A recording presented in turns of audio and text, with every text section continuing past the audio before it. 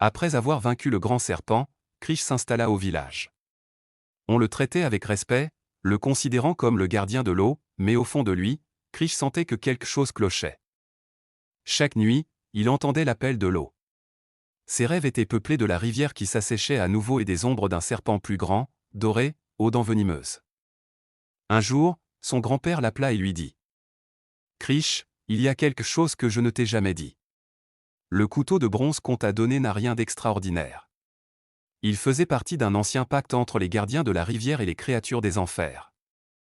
Mais ce pacte a été rompu il y a longtemps.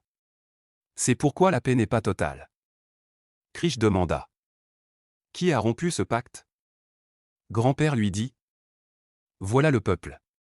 La soif de pouvoir, la dévastation et la cruauté des forêts.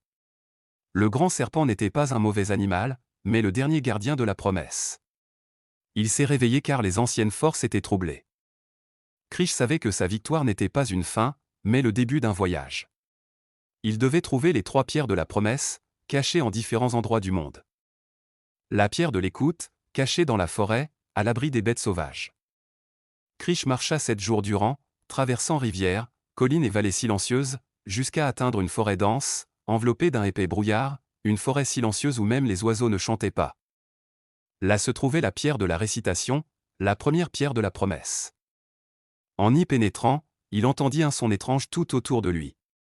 Ce n'était pas la voix d'un animal, ni celle d'un humain, mais plutôt comme ses propres pensées. « Pourquoi viens-tu ? Tu es un humain. Cette forêt n'entend plus parler des humains. » Krish répondit avec ferveur.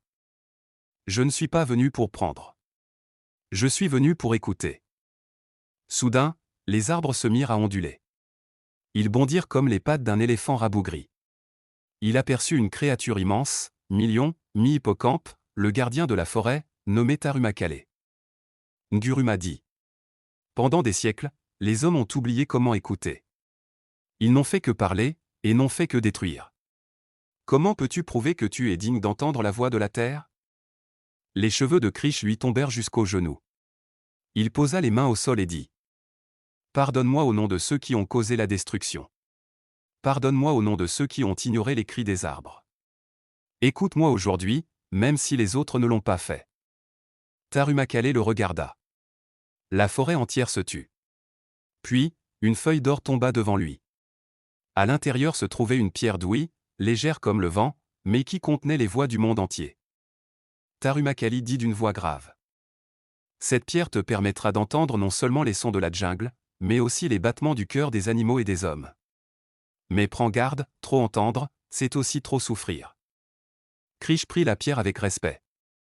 Il poursuivit son chemin, entendant désormais les bruits du vent, de l'eau, et même la douleur de la terre, qu'il n'avait jamais perçue auparavant. Son voyage n'avait plus pour seul but de sauver la rivière, mais de préserver l'équilibre du monde.